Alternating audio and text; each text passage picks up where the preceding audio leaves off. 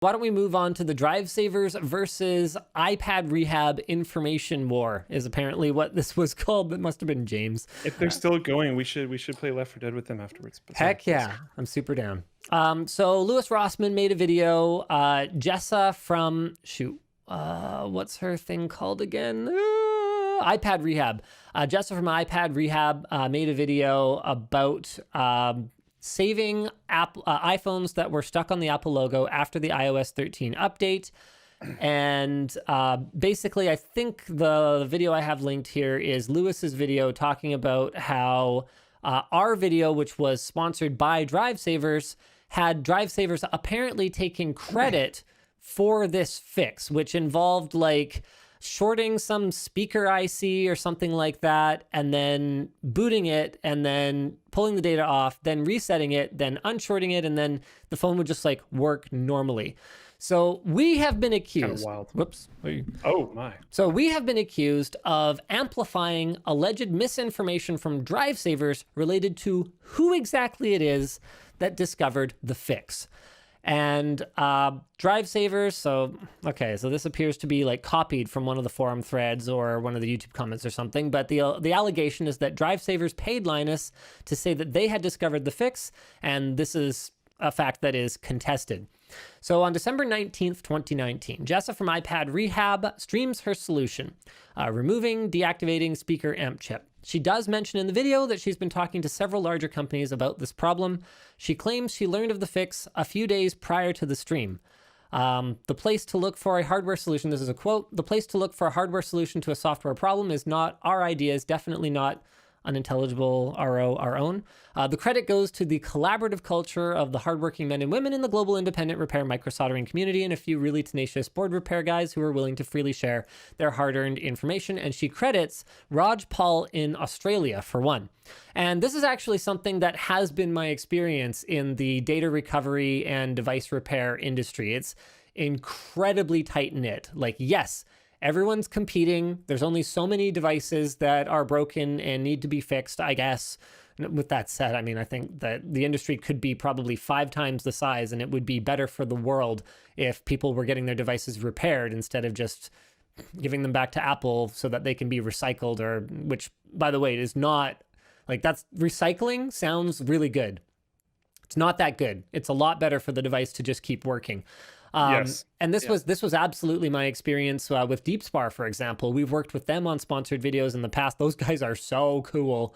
Like they're like basically exactly the kind of like Russian like data guys that you would expect.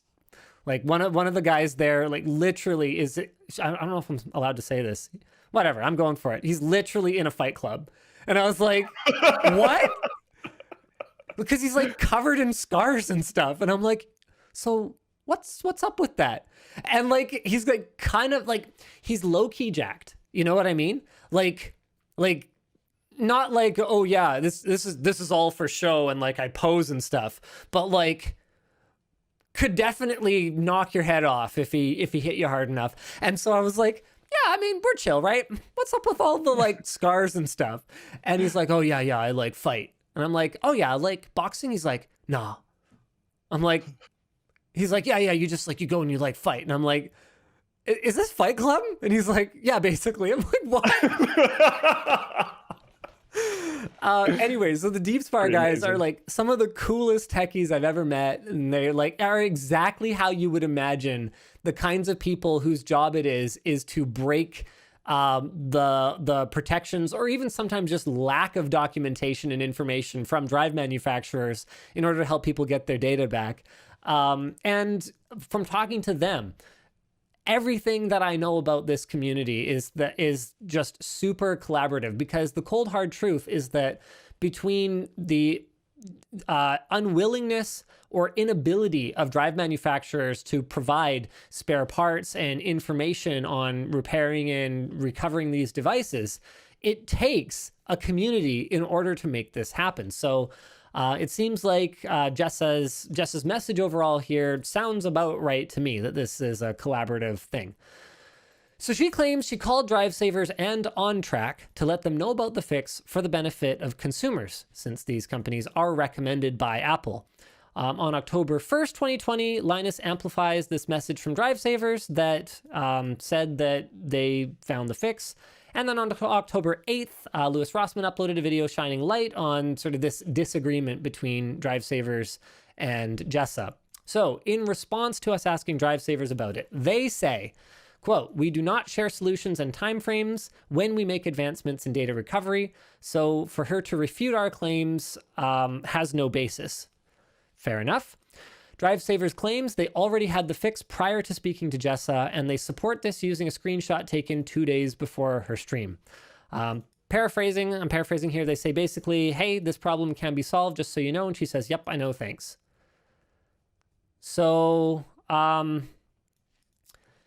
at this point, I have not spoken to Jessa. I haven't spoken to Louis. All I've been able to do is go through what they're saying, ask DriveSavers for their take on it. They were, I want to thank them for even talking about this at all. They were a little reluctant to kind of get into this kind of thing. They were like, yeah, look, we don't really engage in this kind of like he said, she said.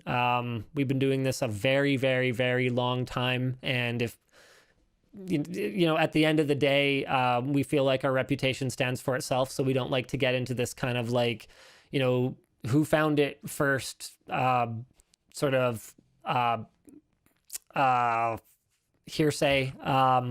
And I get that. I totally understand that. I mean, we've gone through similar things in the past where we've been accused of things by much, much smaller YouTubers, for example, that weren't true. And unless they really like blew up in the community, our approach has always been to just ignore them, because the reality of it is when we have 10 times, it's driving me crazy. When we have 10 times as many subscribers as someone else, our mere acknowledgement of their presence, even if we're calling them a liar, is a net positive gain in exposure for them.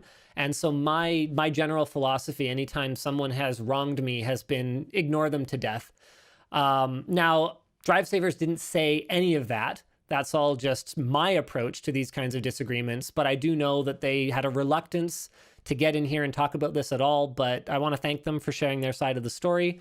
I'm not in a position to verify, because DriveSavers doesn't talk about this stuff publicly. I'm not in a position to verify who exactly came up with the fix, but I do want to say, you know, hey, I'm glad that the solution was found. I'm glad that people were able to get their data back. I really admire the collaborative nature of the data recovery community.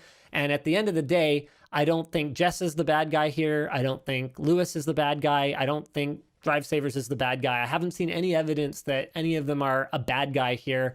I think at the end of the day, all of them, from my interactions with Louis, from my interactions with DriveSavers, and like I said, I don't know Jessa, I've never spoken to her, but everything that I know about her reputation tells me that these are all people that really do just want individuals and businesses to get their valuable data back. So I just don't want any more drama around this. I have not seen, DriveSavers has not led me wrong in the past, so I tend to trust them, but maybe there was just a misunderstanding here. I mean, this could be as simple as the whole calculus invention thing.